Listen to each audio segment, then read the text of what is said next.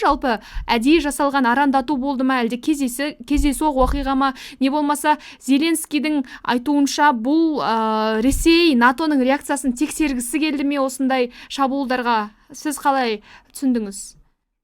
Сіз осынша үш вариант жасадыңыз, үшеуіне де ұқсайды. Бұрынғы кезде мына Польшаға дрондар кірген, ол Украинаның жерінен сол жақтың кеңістігімен кіруші еді. Қазір Польшамен кірді. Польшамен кіргенде сонда ойлауға болады, бұлар Польшаның мынау әуе шабуыл күштеріне сынақ жасап атқан сияқты. Сондай әдейі жасаған сияқты. Оларды тексеріп сынайын дегенде. Ал енді былай болып жатыр. Бұрын соғысып жүрген кезде Украинаның бір 3-4, 5-6 дрондары былай адасып сияқты мынау техникалық ақаулың салдарымен кіріп кетуші еді. Солай болушы еді. Екіншіден, о кезде Украинаның батыс жағындағы кеңістігін ресейлер атқыламайтын. Солай болатын. Қазір енді міне Украинаның батыс жағындағы кеңестерін атқылап жатыр. Сол салдан мынау дрондар кіріп кетеді деген ұғым болады. Сондай болуға мүмкін. Бірақ та ол неге ол Польшаның несімен кіреді? Жаңа 19-де де бірінші бір мәліметтер болды. Кейбір мәліметтерде 20-23 болды. Бұл өте көп. Бұлай қарағанда соларда Суwalk деген дәлізі бар. Сол жақта құлаған сияқты. Онда Ресейдің мүддесі бар. Онда Калининград облысы бар. Калининград облысы сол Суwalk дәлізі апарады сонда. Бір 60 километрде жер, мына Польша мен Литваның арасын екі бөліп өтеді. Ал енді оларды Ресей сол Суwalk коридорын дәлізін албаса, мына НАТОның елін жаңа келген, мынау шығыстағы келген екі бөледі. Мынау Балтикалық елдер, мынау Литва, Латвия, Эстония бір қалады. Оларға жол баратын НАТОның жолы мына Балтық теңізімен ғана болады. Сондай соған да ұқсайды. Сіз айтқан, енді қорытындап айтсақ, бұлай техникалық ақау бар сияқты. Бұлардың Ресейдің кейбір нелері, мынау навигациялық жүйелері дұрыс істемеген сияқты. Екіншіден, жаңағыдай тексеріп, сол келешекте, болашақта бір жобалап жүрген өздерінің істерін, соның жолын даярлаған сияқты. Сондай ұқсайды. Жаңа өзіңіз айтпақшы 20 шақты дрон деп жатырмыз, ол шынымен де көп. Бұған дейін де Польша жеріне Ресейдің осындай дрондары жаңағы кірді, 2-3 дрон болды бірақ ол кезде. Енді бұл жолы енді әжептәуір көп. НАТОның бұндай кезде жауабы қандай болу керек еді? НАТО түгелін енді жою керек еді. Бір айтып кететін бір жағдай бар. Сол 20-23 дрондардың арасы көбі мынандай әлгі ішінде жарылатын зат жоқ болатын. Бірақ та 5-6 тауында жарылғыш заттар болды. Соларда НАТОның бір қару-жарақ шығаратын, соларда жұмыс орындары бар. Соған бет алып бара жатқан бағыты сол жаққа сияқты болды. Сонда енді әрбір нелер болып тұрып отыр, қазір вариант, версиялар болды, соны тексеріп жатыр. Ал енді сіздің сұрағыңызға келсек, НАТО бұны түгелін атып түсіру керек еді. Қазіргі міне қарағанда Польшаның әр жағында Нидерланда қатысты оған. Бұны жоюға бұлардың дрондарын. Әзірше бұлардың әуеден шабуыл жасайтын, қарсы тұратын күштері, әдістері де, жаттығуы да деңгейі біраз төмен сияқты болып тұр. Солай.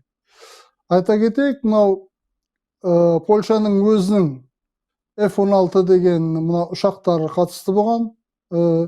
Жердегі орналасқан мынау әуеге шабуыл қарсы көрсететін сол күштері қозысы. Әр жағынан Нидерландыдан F-35 келіп болысты. Оған да болмай, мынау алыстан бақылап, алыстан басқарып тұратын олардың САП 340 деген самолеттары соларда ол да қатысты. Бірақ та оған болмай, бұлардың нәтижесі мынау эффективностар бұлардың Украинадан біраз төмен болды. Бірақ та Украина жаттығып уже ет үйреніп қалған ғой. Енді келесі сұрақ аға, бүгін Беларусь Ресейдің батыс 2025 бірлескен әскери жаттығулары басталып кетті. Енді кейбір орыс сарапшыларының айтуынша бұл барлау Польша мен Литваға қарсы қақтығысқа дайындық. Осы Беларусь Ресей маневрларын натоға мүше елдер, енді Украина аңдып отыр десек болады. Мұндай жаттығулар Ресейдің Украинаға басып кіруіне дейінде 200 әскердің қатысуымен 2021 жылдың күзінде өткен екен. Осындай жаттығу аяқталғаннан кейін орыс әскерлері үйге қайтудың орнына Киевке шабуыл жасаған. Енді осы жылғы жаттығулардан соңында осындай бір әрекеттер байқалуы мүмкін бе? Польшаға, орыс сарапшылар айтпақшы, Польшаға басып кіру деген сияқты көп әскермен. Ұлжан Бекеш, мен сізбен толық келісем. Дәл сондай болды. Сол кезде мына жаттығу өтіп, олардың күштері көбейіп 170 мыңнан 75 мыңнан асып кетті. Сол 200 мыңға тақап барып, қайтудың орнында олар енді Украинаға шабуыл жасады. Қазіргі мына болып атқан Запад 2025-те осындардың қимылдары өте ұқсас. Бірақ та бұлардың енді сол батыс шекарасы жағында болу керек Беларусьтың. Бұлар енді қазір акт доброй воли деп бері қарай біраз Беларусьтың орта жағына жіберді. Бірақ та одан енді қауіп азайды деп айтуға болмайды. Дәл сондай енді.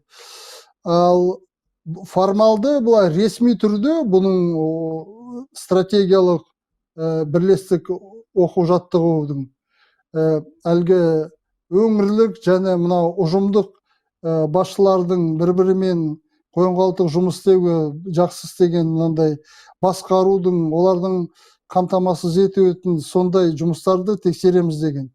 Бірақ та бұның арты сол соғыс болып кетуге мүмкін. Әбден мынау сол Польша жаққа да, Украина жаққа да бұрылып кетуге мүмкін. Литва жаққа да. Соен енді түгел қазір енді НАТО елдері бұл қауіпсіздік деген шаралардың мына әрбір нелерін қолданып отыр. Литва болса сол Белоруссияға жақындаған, Латвия болса Ресей жаққа жақындаған әуе кеңістіктеріне тыйым салды мынаусы ұшақтар ұшуға. 6000 метрден жоғары ғана ұшуға болады. 6000-нан төмен енді ол дрондар, мынау квадрокоптер, ұшқышсыз аппараттар деп оны атып түсіретін сондай мынау не болды. Аса бөгет болмайды деп ойлайды. Ал енді Польша жақ болса, олар түнде өздерінің әуе кеңістіктерін ұшуға тыйым салды. Әскери ұшақтар ғана ұшады түнде. Ал күндіз болса, егерде олардың өздерінің бұлай берген нелге заявкалар болса, өздерінің транспондерлері қосылып қойса, түгел мынау әлгі байланысқа шыққанда оған айтып сөйлесіп отыратын, түгел бақылауда болатын, сондай болса ғана олар күндіз басқа бір енді нелердің компаниялардың әуе жүретін тасымалды жолаушылар тасымалға соларға не береді. Енді қазір қауіптер болып тұр енді. Жердегі қазір мынау құрлық олардың шекараларын түгелін жауып тастады. Қазір мынау солтүстік жағында, оңтүстік жағында екі мынау бекет бар. Мынау бақылап өттіретін. Екеуі де солтүстік жағында ол әлгі жолаушылар таситын, оңтүстік жағында жүк таситын. Олардың түгелін қазір тоқтап тұр. Мынау енді мынау Запад 2025 біткенше солай болатын шығар енді. Қазір оны ел әрбір көзқараспен қарап отыр, әрбір елдің. Ресейдің, Белоруссияның, Польшаның да солай енді. Польшаның енді қауіпсіздігі сондай қазір шараларды қажет болып тұр.